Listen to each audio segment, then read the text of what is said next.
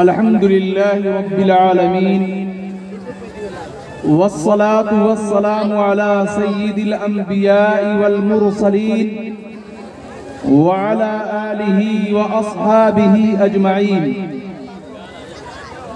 अम्मा बाद, अऊज़ु बिल्लाहि मिनश शैतानिर रजीम। बिस्मिल्लाहिर रहमानिर रहीम। इक़रा बिस्मि रब्बिकल लज़ी खलक़, खलक़ल इंसान मिन अलक़। मुअज़्ज़ज़ व मुकर्रम बुजुर्गाने दीन, नौजवान साथियों, अजीज बच्चों और डैश पे बैठे हुए माहिर उलमाए किराम और इस बेहतरीन प्रोग्राम के मुंतज़िमीन और मुखलिसीन हज़रात, यूं तो दुनिया के अंदर शबो रोज बेशुमार जलसे और जुलूस हुआ करते हैं, महफिलें और मजलिसें सजा करती है, लेकिन हर महफिल की बात एक जैसी नहीं हुआ करती। कोई महफिल दुनिया भर के बकवासात पे मुनहसर होती है, कोई महफिल गुनाहों का अड्डा हुआ करती है और कोई महफिल रक़्स व सुरूर के लिए कायम किया जाता है।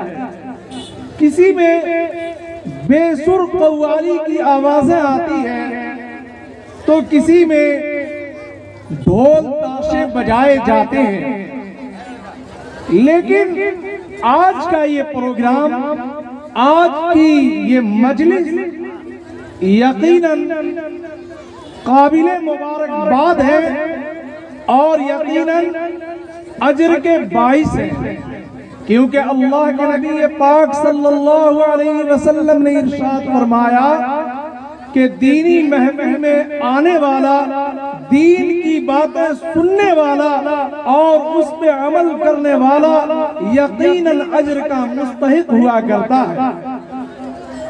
मैं शाम से अब तक देख रहा हूं आप लोग बड़े इत्मीनान और सुकून के साथ बच्चों का प्रोग्राम समाप्त फरमा रहे हैं।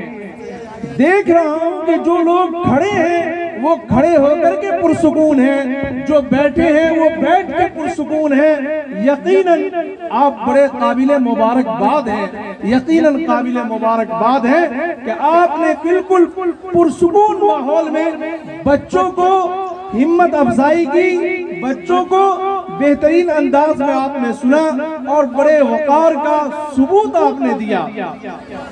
आइए, मैं आपका ज्यादा वक्त नहीं लेना चाहता हूं। यकीनन आप एक दीनी महफिल में हाजिर हैं और किसी शायर ने क्या ही खूब कहा है कि रश करता है फलक ऐसी जमीन पर असर, रश करता है फलक ऐसी जमीन पर असर जिस पे दो चार घड़ी जिक्र खुदा होता है। तो आप यकीनन बड़े अच्छे महफिल में आप तशरीफ फरमा है, काबिले मुबारकबाद हैं आप। और आप जिनको यहाँ देख रहे हैं उनका देखना भी इबादत है, क्योंकि उलमा के बारे में अल्लाह के रसूल सल्लल्लाहु अलैहि वसल्लम ने इरशाद फरमाया, अल उलमा वरसतुल अंबिया। उलमा क्या है? अल्लाह के नबी के वारिस हैं, वारिसाने अंबिया हैं। आपको मैं एक बात सुनाता चलूं कि महमूद गजनवी बड़े बादशाह गुजरे हैं, बड़े बादशाह गुजरे हैं। उनको तीन बातों पे उनका जहन हमेशा परेशान रहा करता था, तीन बातों पे हमेशा वो फिक्रमंद रहा करते थे। वो तीन बातें क्या थी?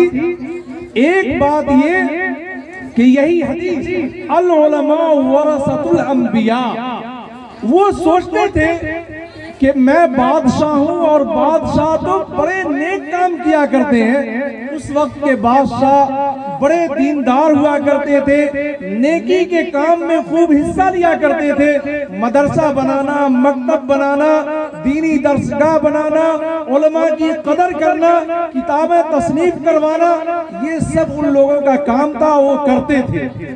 तो वो सोच रहे थे, परेशान होते थे कि जब बादशाह वक्त इतना काम करता है तो बादशाह के बारे में तो कोई खुशखबरी नहीं। लेकिन अल्लाह के नबी फरमाते अल उलमा वरसतुल अंबिया कि जो बोरी पे और चटाई पे बैठे हैं वो अल्लाह के रसूल के वारिस हैं। तो ये हदीस के बारे में वो फिक्रमंद रहते थे कि पता नहीं ये हदीस सही है, ज़ईफ है या गढ़ी हुई है, क्या है। दूसरी बात जो उनको शक में परेशान और वो शक में रहते थे, वो बातें ये थी कि उनके बारे में, यानी महमूद गज़नवी रहमतुल्लाह अलैह के बारे में ये लोगों में चैने गोइयां थी कि वो अपने बाप यानी सुबुक्तगीन के बेटे वो नहीं थे, यानी सुबुक्तगीन के बेटे नहीं थे। उनकी माँ उनको लाई थी, शादी जब हुई थी उनकी माँ की तो वो पहले से दूसरे घर से लेके आई थी। तो उनको फिक्र रहता था, पता नहीं कि मैं अपने बाप का सुबुक्तगीन का बेटा हूँ या नहीं हूँ, या मेरी माँ दूसरे घर से लेके आई है। दो बातें। और तीसरी बात ये थी कि वो फिक्रमंद रहते थे कि पता नहीं मरने के बाद मेरा ठिकाना क्या होगा, मैं जन्नत में जाऊंगा या जहन्नम में जाऊंगा। तो ऐ अल्लाह, मुझे अगर मेरा ठिकाना दिखा दिया जाता, मैं जान लेता कि मैं कहाँ जाने वाला हूँ मरने के बाद, तो जो कमी कुताही थी उसको इस दुनिया में ठीक कर लेता, उसको पूरी कर लेता।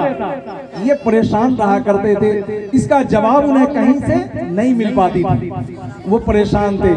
उसके बाद एक रोज की बात है कि वो अपने लाओ लश्कर के साथ, फौज के साथ सफर में थे,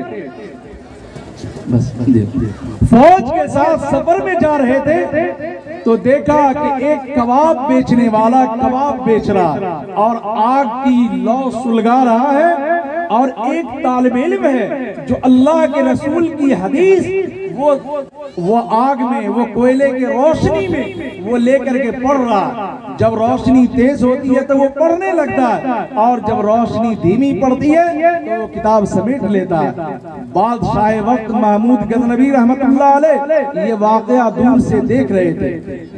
उसके बाद चंद देर के बाद उन्होंने अपने फौजियों से कहा कि ये जो तालिब इल्म है इसको जो शाही मशअल है, शाही रोशनदान है, ये रोशनदान, ये मशअल इसे दे दिया जाए। और कहा गया कि जाओ तालिब इल्म तुम अपने घर पे इस रोशनी में पढ़ना। तालिब इल्म वहां से वो रोशनी लेकर के घर पहुंचा, अल्लाह का शुक्र अदा किया, और घर पहुंचने के बाद उस रोशनी में हदीस का मुताला करने लगा।